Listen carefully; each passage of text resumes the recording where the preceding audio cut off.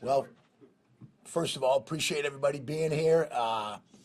What an exciting time. Obviously, playoff football in January at Arrowhead. First of all, Coach Peterson and his staff have done a tremendous job being in the position that they're in.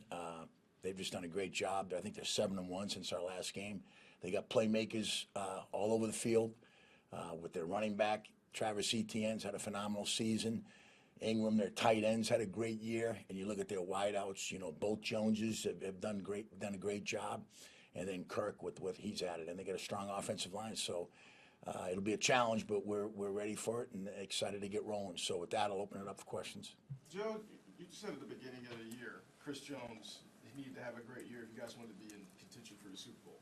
He's had a great year. He matched his 2018 total with 15.5 sacks. Do you feel that the resurgence of him, if you will, has really led this team to being as good as you as possibly have been on defense so far?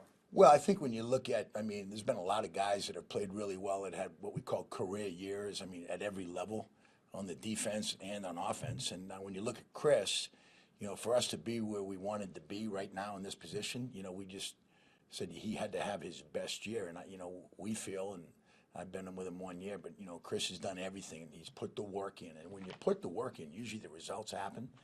He came back in great shape. He worked in the offseason. He had a great training camp, and it just carried it over. And he just kept chopping one day at a time, working, and hopefully he plays his best football here coming up. Joe, Chris refers to you a lot in how he's played this year. Is there anything in particular you'd point to in terms of your relationship with him that you think has helped them along?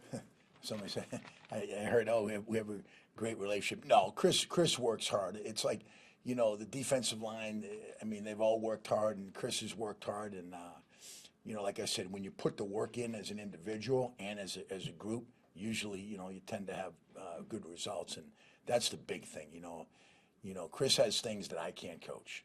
His size, his athleticism, and his athletic ability. So Chris has really done a great job putting the work in. Do you feel like, this is maybe a different way to phrase it, but do you feel like you're able to reach him and push him? Do you feel like he responds to that well?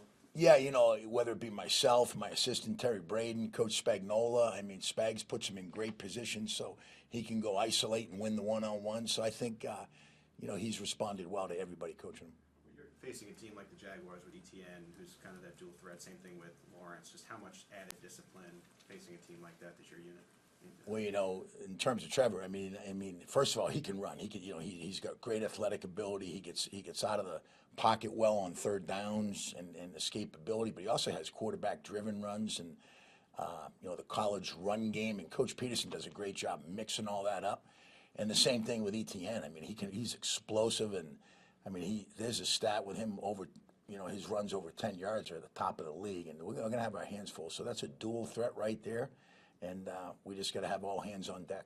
Joe, you had to obviously at times push Frank in a similar manner. I just wonder what you felt like you had to push Frank on this year, and what have you sort of gained in appreciation given because you're for sure working with him as well? Well, I'll tell you, Frank's, from the right at the start of training camp, he's a great leader, number one. And he goes, it's full speed all the time in everything that he does on the practice field and games, and he plays with reckless abandon. Not everybody can do that. And, he's come back this year and then throughout the year, just a great frame of mind and excited to where he can get rolling in the playoffs. What makes you say that the frame of mind is where you would like it to be? What sort of showed that for you at some point this season? Well, I just think when we went out to San Francisco, and then he just, we were down Mike, we were down some guys, and then Frank, to me, really just went that way in that game. And he had the suspension for a couple of games, then came back, and he did the same thing coming back, escalated, and gave us some big wins. And, you look at the Houston game, in terms of the Texans, it's in overtime. They stop us, they're driving. Who knows? He gets up off the ground, relentless effort, punches the ball out. We clinch the division on that game right there. So just a lot of things like that. What's the difference, if any, at the end of the year where George has been able to change these pressures into conversions, if there's anything that you've noticed? Well, I think he's finishing. And, the game's kind of slowed down a little bit for George. And, He's got a great motor, and he had a lot of near misses at the beginning of the year, but he's just finishing his rushes at the top of the pocket. Coach, how much, you know, you get a guy like that, he's talented, most college kids they can get by on a lot of athleticism. How long does it take for a guy to be whatever he's gonna be in the NFL, right? To learn the moves, then learn the secondary moves, learn the art of studying the opponent, the tape, working the chemistry with this guy. Like, when is a defensive lineman all he's gonna be?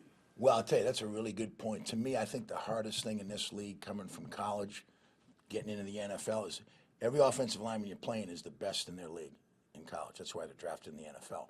So, and they have a book on you before you get in the league. So I think what you have to do is figure out what works for you and continue to do it. And then when they stop that move, you have to have a counter. And that's the biggest thing. So when you look at rushers coming into the league, not many right away. I mean, I said it before, like Frank told George, he had to wait 3 years to be the starter. He had to work his way in, rush inside, then go outside. Same with Chris. You know, early in his career, he wasn't a starter right away. He had to have spots where, they played him. But George was thrown to the fire right away as a starter. And each game he's gotten better, and I think he's playing his best football right now. Is the balancing act of stopping the run and the pass rush, is that, like, in college, maybe a little more predictable, but so many multiple fronts and different looks, is it hard for a guy to be able to handle both responsibilities? And that's obviously a big one with the Jacksonville. They want to run the ball, and they're not successful when they don't. So, well, you just have to play every down. And then to me, I mean, as a starter, you have to play first down, third down, play the run, play the pass, play the screen. You got to do all that. You guys have done a nice job this year of knocking down balls at the line of scrimmage. Sitting there Saturday night watching two 6'6" quarterbacks get a lot of balls knocked down. It's an art form, I guess. What sort of things do your guys have and the coaching that you guys give them that makes that a weapon for you all? Well, I think when you look at George and Carlos, they were the two guys that had the most, and then we had other guys as well. I mean, they're tall guys, especially Carlos, and then George played water polo. So I think when you're not getting there, and you feel the quarterback, just put a hand up, and that's what those guys have done a good job of, and they've gotten in throwing lanes. Awesome. Thanks, guys. Appreciate it. Thank you.